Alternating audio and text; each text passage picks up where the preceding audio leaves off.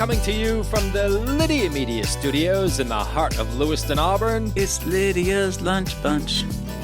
LA's afternoon morning show with Mark and Sara. We are covering news and events in the greater LA area and talking to the people making a difference in our community. Feel free to share your comments, questions, or suggestions via email at podcast@lydiamediallc.com. And today's show is brought to you by Deploy Electric, building lasting relationships since 1967. From home to business, Deploy Electric offers repairs, upgrades, standby generators, EV chargers, and heat pumps. No job is too big or too small for their fully trained, licensed technicians. Visit deployelectric.com.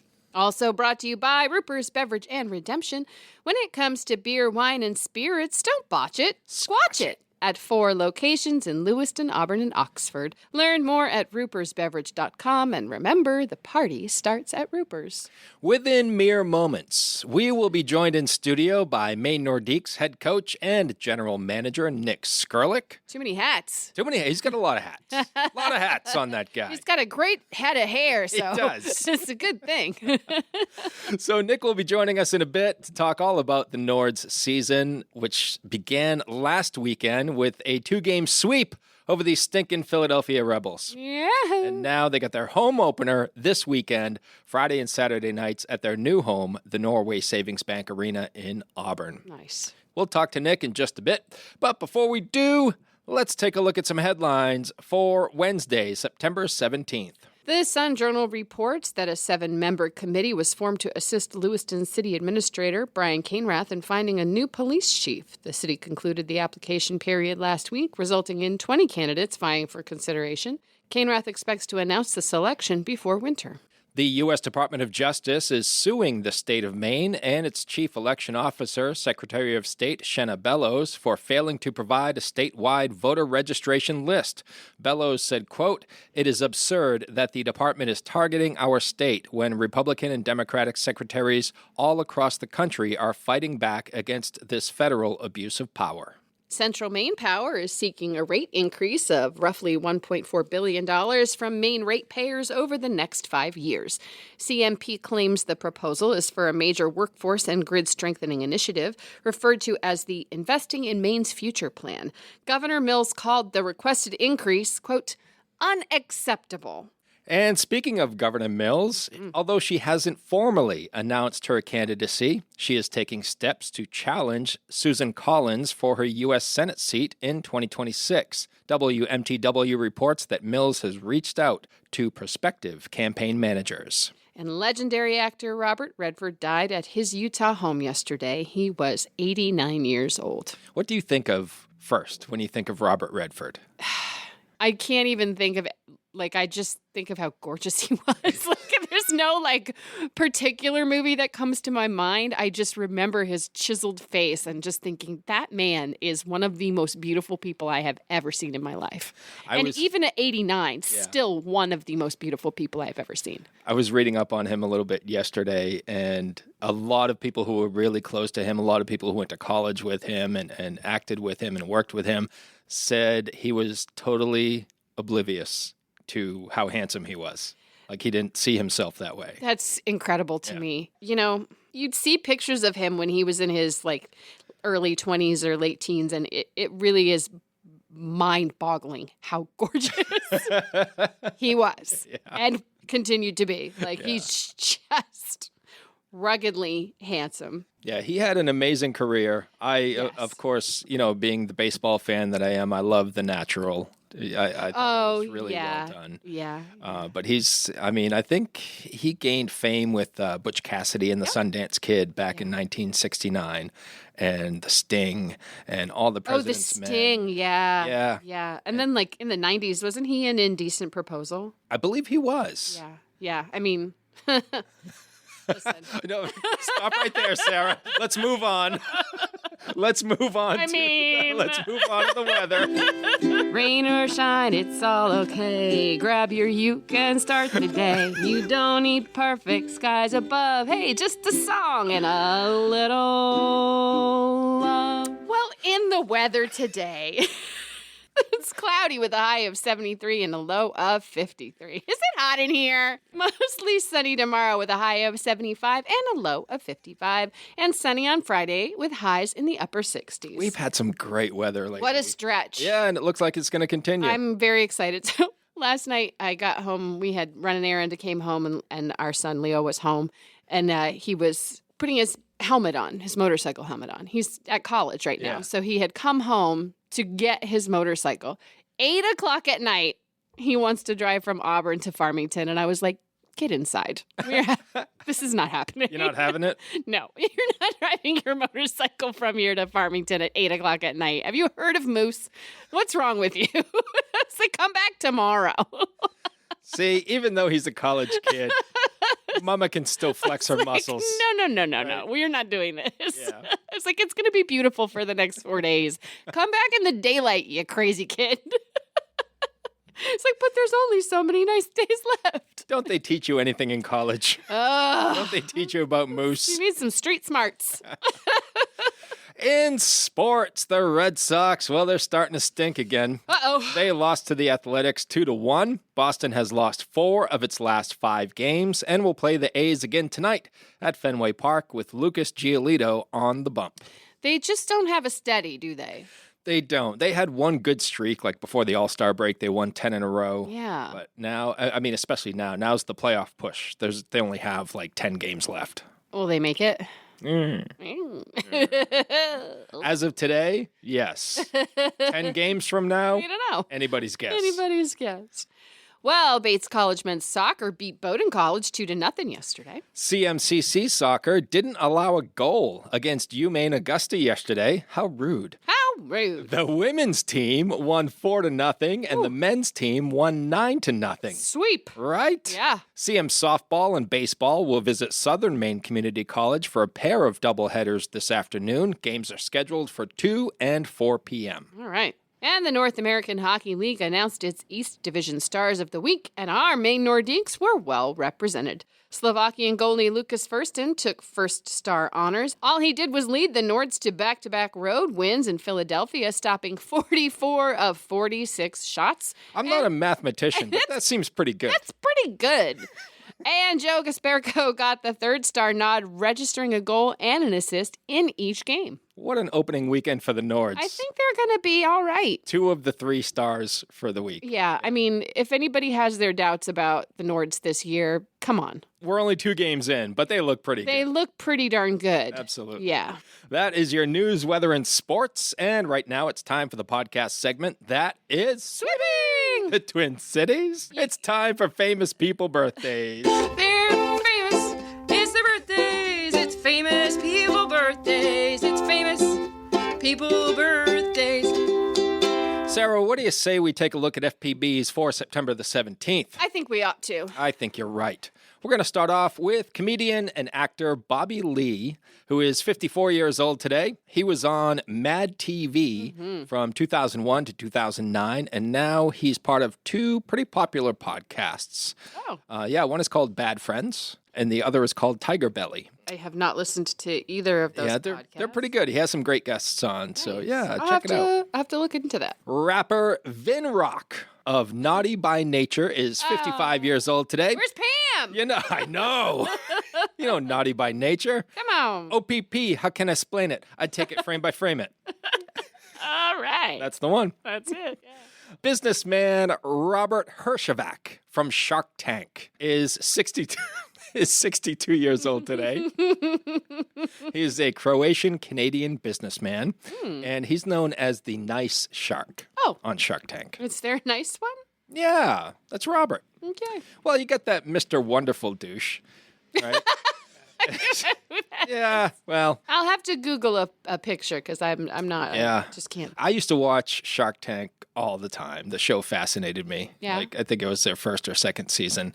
Barbara Corcoran and Robert, I think if I had a product to pitch, I'd want to partner with those 2. Didn't you have a product? I did, Sarah. It's nothing I want to get into right now, but I did. Comedian Rita Rudner is 72 years old today. All right. Yeah, she started out as a Broadway actress and then noticed a lack of female comedians in New York City and took to stand-up and became one of the most well-known stand-ups of the 80s. Mm-hmm. She had multiple appearances on The Tonight Show with Johnny Carson and some HBO specials as well. Nice. She's a funny lady. She sure is. Singer Fee Waybill of the Tubes is 77 years old today. Did you just want to say that? I Is that kinda why did. you put it on there? 'Cause nobody knows who that is. You just wanted to say it. Well, if you're familiar with the song "She's a Beauty" from the 80s, that was the Tubes, and Fee Waybill on lead vocals. Okay. And we'll just move on. Okay. Rounding out FPBs for Woo. September the 17th is Cassandra Gay Peterson. Who dat? Also known as Elvira, What? Mistress of the Dark. Yeah. She is 74 years old today. I love her. What a character. She's great. Right? Yes. What a character she created and just turned, I mean, she's an icon. And it makes sense that you would like her because she's like the queen of the B-movie, horror B-movie. Yes. That's Yep. right up your alley. And she would often talk about how bad the movies were. Yeah. But she wouldn't trash them while the movie was playing, which I think was a nice lead in to Mystery Science Theater 3000. Right. Yeah. Yeah. So, She's funny. yeah, she's great. So happy 74th to Elvira. Wow. Those are your FPBs. Now it's time for some OTDs. It happened on this day. It happened on this day. It happened on this day. Nice. It's good stuff. It's a banger. It is such a banger. I never understood this, but 4 years ago, in 2021, Squid Game premiered. Kind of like mid-pandemic, and I think people kind of went a little nuts for it. I never watched it. I don't get it. But anyway, they did like 3 seasons of it. Yeah, it was hugely popular. But yeah, not for me, I guess. Yeah. I didn't get it. Yeah, I didn't even see it. We were busy doing other things, I guess. That's right, trying to stay alive. 12 years ago in 2013, Brooklyn Nine-Nine premiered on NBC starring Andy Samberg, and it ran for 8 seasons. Love Andy Samberg. Me too. That's a pretty good show. Have you seen Hot Rod? No. Oh, you have to see Hot Rod. Okay. One of the most underrated comedies in history. Nice. I will die on that hill. 18 years ago in 2007, the Don't Tase Me Bro guy, a University of Florida student named Andrew Meyer, was tased by campus police and forcibly removed from a town hall while pressing John Kerry about Bush's foreign policy. The Don't Tase Me Bro guy got tased. Yep. Who saw that coming? 29 years ago in 1996, Oprah Winfrey started Oprah's Book Club. Her very first selection was The Deep End of the Ocean. Have you ever read it? Nope. No, me neither. I was never a member of Oprah's Book Club. My invitation must have got lost in the mail. Must have been. 53 years ago in 1972, MASH premiered on CBS, and it ran for 11 seasons. Didn't you say you watched that? You watch that was always on. Right. If it was a new episode, it was on the television. It was big with the dads from our generation. Big with the dad. 76 years ago in 1949, Warner Brothers released the first Roadrunner and Wile E. Coyote cartoon called Fast and Furious. I love Looney Tunes. Me too. Looney Tunes pretty much raised me. Yeah, that and I watched Mighty Mouse as a kid. That was old school. Looney Tunes and Tom and Jerry. Tom and Jerry. Yeah, Oh, yeah, so good. Yeah. And 90 years ago in 1935, Brooklyn Dodgers outfielder Len Cognac. Kenneke. In 1935, Brooklyn Dodgers outfielder Len, say it again, Kenneke. Kenneke This is a crazy story. was killed while attempting a skyjacking. Kenneke was furious that he'd just been cut by the Dodgers, so he took his frustrations out on a flight over Canada. But while he was trying to take control of the plane, he was hit in the head with a fire extinguisher and killed. I had never heard of that story before. I never had either. I know it was a lot easier to, in the like right up until the 70s and even kind of beyond that, very easy to hijack a plane. Yeah. Like they just didn't have locks on the cabin door. Like people were just smoking cigarettes, walking around. It was something. That's a crazy story. Yeah. That's So, a crazy story. obviously he got what he deserved. But I mean, you shouldn't hijack a plane ever, and also get your temper in check. that is some solid advice right there on both counts. Yes. Those are your FPBs and OTDs for September the 17th. Whether you want a sit-down meal or a grab-and-go, Pat's Pizza in Auburn offers delicious sandwiches, pasta, salads, and pizza at family-friendly prices. Pat's Pizza, serving the L.A. area since 1985. Open daily from 11 a.m. to 9 p.m. at 85 Center Street in Auburn. Online at patsauburn.com. Hi, it's Donna Harris from Phoenix No Limits Karate with your daily safety tip. Park in well-lit, busy areas and avoid dark corners. Let's all do our best to keep our community safe. Don't miss Central Maine Community College's open house and homecoming weekend on Saturday, September 27th. Whether you're a future Mustang, proud alum, supportive family member, or a community friend, there's something for you. Visit cmcc.edu/homecoming for details and the full schedule. As promised, we are joined in studio by the head coach and general manager for our Maine Nordiques, Nick Skerlick. How you doing? I was late this morning. You were late. We weren't going to tell anyone. We weren't going to tell anyone. I believe accountability breeds excellence in this world. Well, we appreciate you making time for us, even though you're 43 minutes late. I was only 10 minutes late. Thank you. Sarah informed me this morning that you were coming in at 7:30. Yes. I was like, in my mind, Yes. we start the show at 7. It's late, all right. Late is late. We are not going to hold it against you, Nick. No. Especially after the weekend you guys had in Philadelphia. Yes, it was a long one from start to finish. But happy the kids showed up, got the job done. I think they're just excited to play. It's always fun to go on a road trip and come back with 2 wins, I could tell you that. Yeah. That's probably one of the more exciting times of the season. And you had 2 of the 3 stars of the week. Yeah. So we had East Division first and second star. First and third star with Lucas Furston, the goaltender from Slovakia, and then his Slovakian counterpart, who is American, by the way, but he's also Slovakian. He speaks fully Slovakian language, but Joko Sperko as well. So always excited to take home weekly honors, and it's kind of a humble brag for the coaching staff to look at the other coaching staffs, kind of like, hey, player of the week. That's right. That's right. Look what we have. Yes. Yeah. How important was it for you guys, Nick, especially after the tumultuous offseason, to come out and get a start like this? It was expected for me, to be quite honest. It's just what we've been preaching to these kids. This is not going to be an excuse for a losing season, even though we've lost a third of our roster prior to the season. And if you're a guy who's here that we didn't expect to be here because we didn't draft you or sign you in the offseason, then this is kind of a bonus opportunity for you guys, but it's also an opportunity for us. There's some of these, we call them free agents, that are very good that we overlooked. And it feels good to say, hey, we overlooked guys and we got a second chance at guys. But I'd expect the kids to keep playing with a little bit of an edge. I think they've had a rough summer as well. It's not just a community up here. It's them at home reading things on Facebook and having to hear from their mothers like, I don't think you should go there. I think we need to find a new team. And they're like, Coach, my mom's freaking out. And I'm like, oh, my goodness, I'll call her. So I did expect a pretty strong start this weekend. I was expecting at least 1 win and let the world know we're still here. You were quoted in the Sun Journal as saying this has been the toughest summer in your 30-plus years on this earth. 31 years. 31. No, let's not get Gotcha. 31. Just barely over 30. Yes, 31. 30 plus 1 year, yes. Did you want to elaborate on that, or you just want to confirm and move on?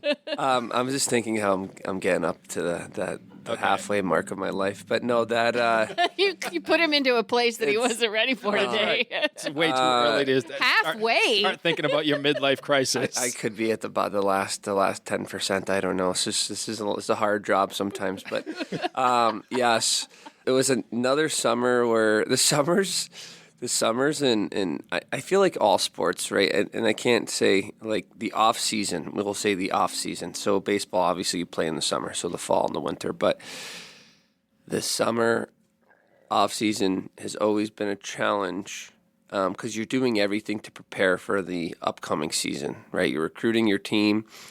You're organizing your new staff, you're organizing your old staff, building schedules, setting up whatever you have to set up at your current facility, whatever that may be. Locker room sometimes, maybe a paint job somewhere. Well, we were preparing for the season, obviously, but you didn't know it needed to be done at all. You didn't know where we were playing. And people keep forgetting, like, these kids just don't show up here and, get apartments. So it's like, do we even bother looking for billet homes right now? So the summer actually was stressful, but towards the end of the summer when we announced, or when I found out we're officially going to Norway Savings Bank Arena in Auburn, that is when it was like, oh my goodness, like, we need to find 25 billet homes. We need to build a locker room, which is completed. We moved in Monday officially. We do have an NA3HL team, which is a feeder system for our NAHL team, and that team had like 2 or 3 players signed come August 1st. They're at 17 now, so their coach is doing a really nice job as well. Yep. But that was like the stress of it. I think the emotional side of things I've been at the Colisee for 5 years. I've been coaching there for 2 in the North American League, and I did 3 years prior with the younger group, the midget team. It was emotional, and it was difficult because I honestly felt like it was a divorce. This was a divorce. Mm. And I'm sure everyone's had a divorce close to them or has gone through one now. Like, it was a divorce, and it was like he said, she said, and I have an ownership group down in the Carolinas that are doing everything they can and sacrificing what they can to continue to run this team. And then you have people up here who absolutely hate them, and it's just kind of like, wow, I am in the middle of this. Right. Like, when they say Switzerland, like, they should call it, like, it's nuts being Switzerland. And that's kind of where, I'm excited for people at the Colisee that are staying there with this new endeavor they have. But at the same time, like, my life's still going to go on across town. And I saw actually Coach Caleb Labrie, my assistant last season, who's now staying at the Colisee. And I saw him, and we didn't really say anything. We just started laughing at each other, like, hey, like, sup, man? It's crazy, right? Yeah, yes. You didn't just, like, immediately start snapping your fingers and break into, like, a street fight? No. And I feel like people think that's what it will be, but it's not that. And it was a tough summer. It was troubling on my significant other. It was a troubling summer for my family, for me. But I feel like, just living life, it actually, being in a moment like that for as long as it was, it's a 3-month process of just misery. Mm-hmm. And eventually you sit back and you're like, it's going to be all right. Like, if for God, for some reason, the team is not playing and they're done, like, we'll get another job somewhere, right? It could be worse. So that was kind of my approach on things of, hey, let's just enjoy life and try to enjoy the summer. Which actually yielded me to turn my phone off a few times this summer. I've never turned my phone off, and it felt good for a couple hours this summer. It is refreshing. You got to do that from time to time. I like to just leave it in another room. Yeah. Or do something else. Yeah. I'm always thinking, like, especially when I cross this bridge into Auburn every day, just like pop the window open, a little side shuffle of it right out the window. Right off the bridge. Yeah. Yes. So that's it. And then you dive in after it because you need it. No. It's going to the bottom of the water. It's going to the bottom of the water. Yeah. I can tell you that. But it humbles you, and I think it gave me a reflection on life, to be quite honest with you, because I got yelled at a couple times. I'm not gonna lie. The girlfriend got sick and tired of seeing me pace around the house in my tank top and my underwear, and she was like, "It's 6:30." I'm like, "Yeah, no, I just got up." She's like, "No, like, dinner's ready," and I'm like, "Oh, okay, wow. Yeah." Oh no. Yeah, but it was nice to have somebody kind of break the static for me. Typically, I don't have that, so it was really good to have that this summer. A lot of folks who listen to our show might not be familiar. I know a lot of our hockey fans are, but just to summarize, the Nordiques had been playing in the Colisee since 2019. The Nordiques management and the Colisee were unable to come to an agreement to bring the Nords back for this upcoming season. So the Nords had to find a new home, and they found Norway Savings Bank Arena, and that announcement was not made official or public until 3 weeks before the season started. 3 weeks before the season started and 4 days before moving. There you go. Yeah, wow. So you can kind of understand why Nick was... I'd be pacing in my underpants, too. I don't think anyone can. I think there'd be Cheetos involved if it was me too. Just like Barbecue sauce, lots of barbecue sauce. I don't think anyone can fault you for that. Not at all. Yeah. No. But that's now stressful. it's great to see you smiling and laughing again because now you're back where you need to be. You're behind the bench. The team is looking great after their first weekend of play, and you have your home opening weekend this weekend against the New Jersey Titans. How excited are you about that? Well, that's my former organization. Right. I've never actually gone on a podcast with you guys before playing them. It's way different because the trash talking started 2 weeks ago. Nice. Their coach actually asked me to pick him up at the airport at 6:05 on Friday morning, and I'm like, "Are you nuts? First off, how do you have a flight that early out of Newark?" And I'm not getting up early to go get him. So it is exciting, I will tell you. It feels normal already, but as much as I yell and I get some lash on Facebook from like one or two people like, oh, he's abusive to the kids. Like you can ask any kid there, like they love playing here. That is why I could put a smile on because like even when I'm super angry at these kids some days of maybe they're not working hard or they're not listening, this group works hard. Like yesterday, we had 4 or 5 kids out with sickness. Like we've already gotten the ill bug, if you would. Typically, we get that in Minnesota. That's in next week. Yeah. So Minnesota was pushed back a week this year, and we're still getting that bug at the same exact time. Oh. Huh. To see how hard the kids are working yesterday, it was not a great practice. But to see them working hard, I'm like, yes, like this is awesome. Like I'm not going to yell. I'm just going to watch. Let them sort it out. Let them figure it out. But having the kids back, it means the world to me. Because no matter what, if I had to, find another place to go, you're still not going to have a single one of these kids with you. So to develop the relationships over the summer it was just everything was turmoil. It felt like everything had a negative approach, and hearing their parents and hearing their advisors and hearing them. To finally see it come full circle, I look at all these kids, I'm like, all 25 of you trusted what I was saying because there was nothing public about the Nordiques being okay. So that means a ton to me, and because they trusted me, I now know I can for sure trust them, and I do trust them. So, even a bad practice, I trust they'll be better today. I'll trust they'll be ready to go on Friday night, and if they're not, we'll always give them a hall pass, I guess. But that is the reason that I could tell you that, this has been an enjoyable last 3 weeks, although hectic. It's been enjoyable. Nice. Yeah, because of all the turmoil in the offseason, you also lost some draft picks and you lost some tenders. And I think it was 9 players total. I lost every draft pick except for one, yes.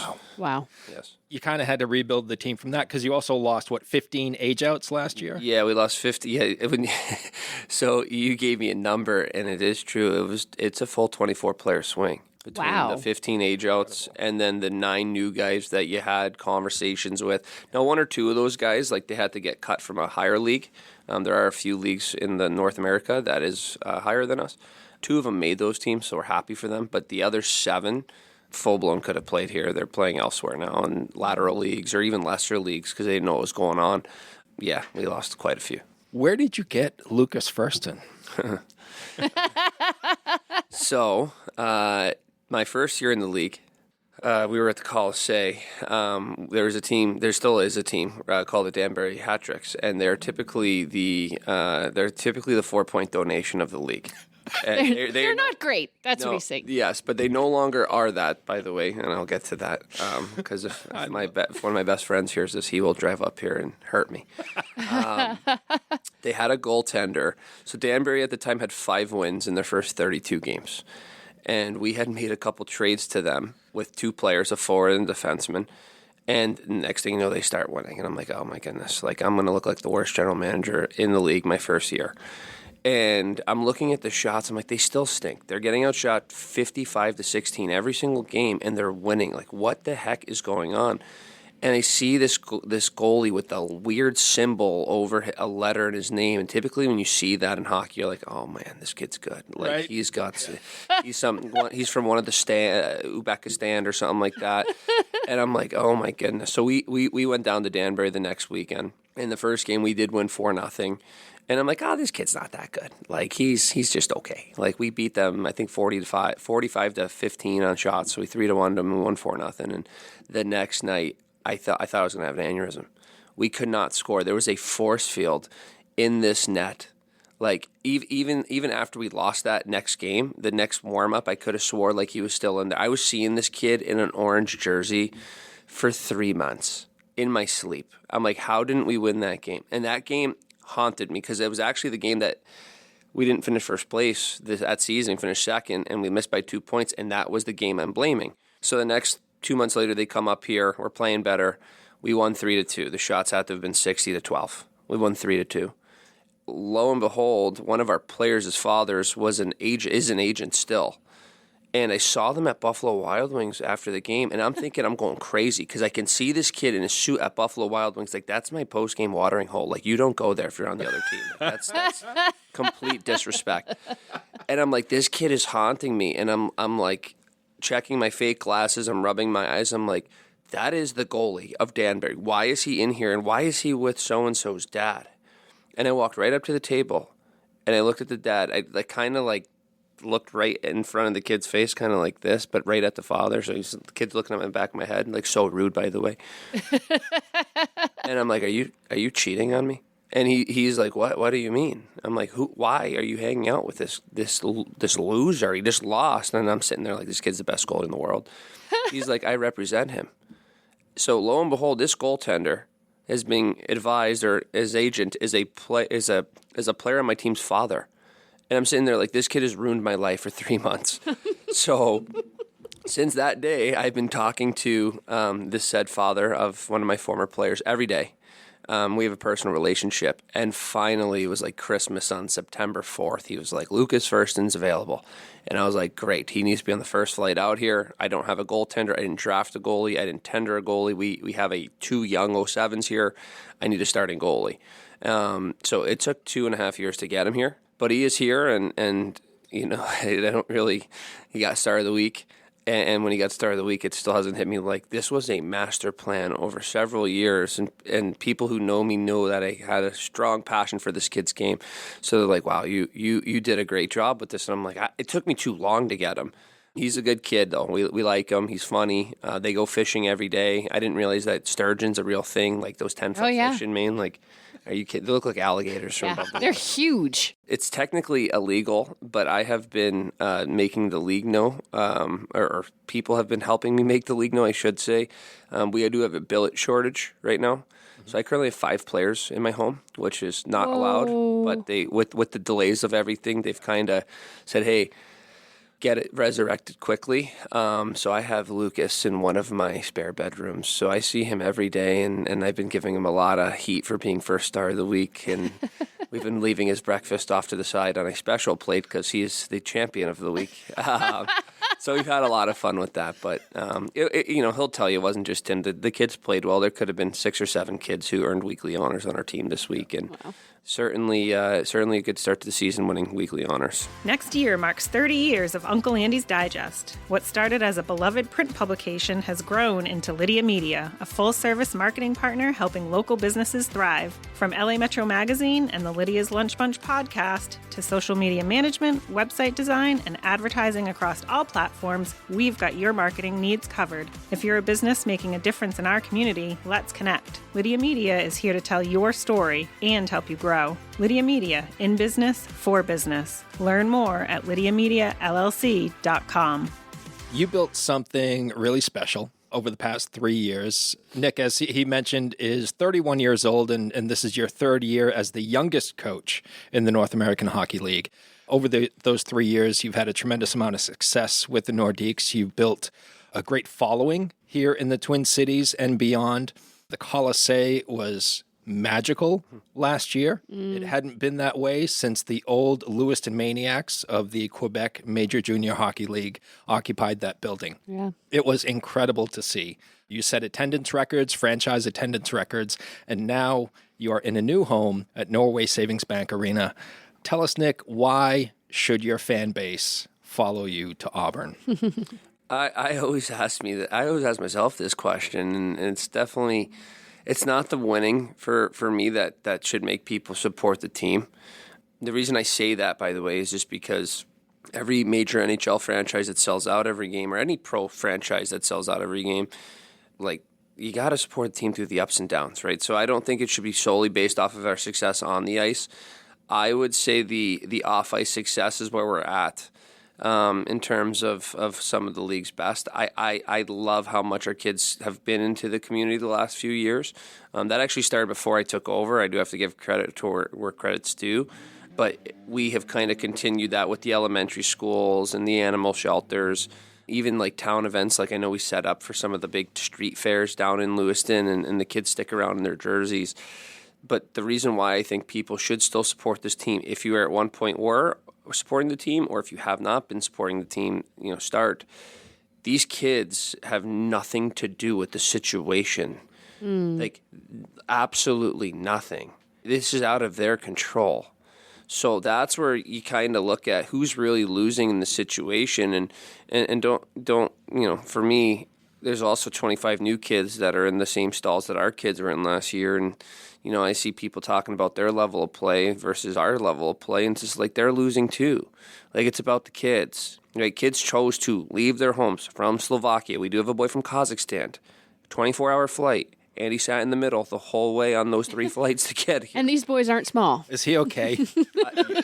No, he actually lost 3 teeth this weekend, so he got that was him. Yeah. So that was ugly. So he got a warm welcoming, but it's about the kids. Yeah. So if you're gonna sit there and armchair quarterback this thing and act like you're the mayor of Lewiston's hockey, you're wrong. You're not. It's way bigger than you. It's way bigger than all of us. It's a community thing first off, but these kids have nothing to do with the situation. So if you were here supporting Hutch Rose beat people up last year, why wouldn't you be here supporting Hutch Rose beat people up this year? You know what I'm saying? If you love Laurent Trepanier, who I loved so much as a human being, if you loved him last year, you're going to love our new captain, Damon Myers, this year. And Damo was here last year. So I think that is the sole reason, because this team is good. They still work hard, and they're still a lot of fun to be around. And trust me, if they can get me laughing, they can get anyone laughing, because I don't laugh that much. They're the reason why that we've had the success. They're the reason why the team has had winning success. And, we built this thing up to a 1,451 person average, which ranks 8th best in the league out of 35 teams. That was a lot of their success on and off the ice. So if you're gonna choose sides, just remember there's 18 to 21-year-old kids here that are involved and would love your support no matter what jersey they're wearing this season. And they chose to come here. Right. Even through all the chaos, they chose to come here, and there's headaches for the new group across town. I can tell you that right now, and it's nothing. It's beyond their control. It's time. Time was a huge factor in anything. Like for this weekend, we want our light show going, and we had to get a new goal horn, and we had to get a new rink, a game day staff, if you would, and it's still not set up. And the town in Auburn's trying to help us set it up, but it's more than 3 weeks. So, for anyone even going and you see a couple things maybe not from the Colisee over there yet, it's getting worked on, but the hockey will still be there. There's no question on that. And that's what it's all about. Yes. It doesn't matter where you play. Yes. As long as you can play. Yes. They just need ice. That's Ice. all we say. We just need ice. Wet, cold, hard ice. There you go. That's all we need. I think we can do that. Yes. I was able to attend your final scrimmage of the season and your final preseason game of the season at Norway Savings Bank Arena, and both of those games were well attended. Yes. One of them was in August. We said this. One of the kids told me, Gavin Burke, and you guys have to get Gavin on this show. It's hilarious. He is hilarious. He was trying to build the goal horn last night, actually, in my garage. He is. These kids just do it all. They're warriors. He's a legend, though. He goes, Skerls, I don't understand all that crap on Facebook this summer. He goes, both of our preseason games, one being an inner squad, so red versus blue, all Nordiques, had more people in attendance than any of our preseason games. And now, 2 of our regular season games. And I said, yes, I know. I think the whole argument is actually silly because, yes, we can't get 2,000 people at Norway Savings Bank, but that was only 4 or 5 times last season. We'll still get that support, and we appreciate the people that did come out, and I thought they were treated to great hockey, physical hockey. I think there's 5 fights in between both games, which I know people love. The kids are going to play hard wherever we play. So it was special to see, and I think the big thing is people, the concessions aren't open. It's just Okay, well, they'll be open when the real games start. I watched I watched the people yesterday try to set up a mobile bar because they're concerned about the concession stand being too long on Friday. They're working on it, right? They're going to make it the best experience possible, and the kids are excited for that. That I could tell you, and they could see it happening. Like, we're practicing, and they're doing something in the rink, and we have to move to the other rink, the practice rink. There's 2 rinks at Auburn, so because the light technician was trying to do our light show, and I'm like, so the kids are pissed. I'm like, guys, they're trying to do something for you, so just relax, all right? We'll go skate on the rink that's ice. It's ice, yes. We'll go skate on the rink that's cold. They're 15 feet away. It'll be fine. So, it's where I am excited. Will I miss the call? Say absolutely. Both the open arms that Mark Osselin and Robbie Berube have given us across town, and the town of Auburn, of course. Like, we are ready to capitalize on this, and it is kind of like starting over. And I love starting projects. I've been doing this for 8 years, and both times I've been with 2 programs. Both times were fresh programs, brand new programs that we built from the ground up, and we built it quickly. So I do believe that this will get built quickly. Sarah's going to get out of here in a couple of minutes. I got to roll, yeah. You got to roll. But, Nick, we just want to let you know that Lydia Media is extremely excited to renew our partnership with the team. We love having you guys on, and I know your fans love listening to the podcast as well because it gives them a little peek behind the locker room door as to what these kids are really like and what the coaching staff is really like as well. So we appreciate your time this morning and looking forward to a loud barn on Friday and Saturday night here in Auburn. Did I say thank you? No, we're excited to be back for the season, and I'm telling you, you're going to have some really fun characters. And that's not, I don't want to say the last 2 years we didn't have fun characters on the show, but you will enjoy this year's group, I promise. Sarah has yet to meet Hutch Rose. Yeah. I haven't met him. I think I was on vacation or I was away for a work trip or something. He was my first guest last season. And I told Sarah all about him, and I'm like, you got to meet this kid. I was in Texas. He never came back for some reason, but we'll have Please him bring him back. I've heard great he things. He needs to get on this very soon. So we'll tell Hutch that he's getting slotted very shortly. Yay. All right. Appreciate you. Thanks so much for the time, Nick, and best of luck this weekend. Thank you. Thanks to our sponsors for today, Ruper's Beverage and Redemption and DeBlois Electric. And if you would like to be part of the Lydia's Lunch Bunch advertising family, reach out to Pam Ashby via email at pam@lydiamediallc.com. Have a great day. And remember, don't bite your cat. And I will say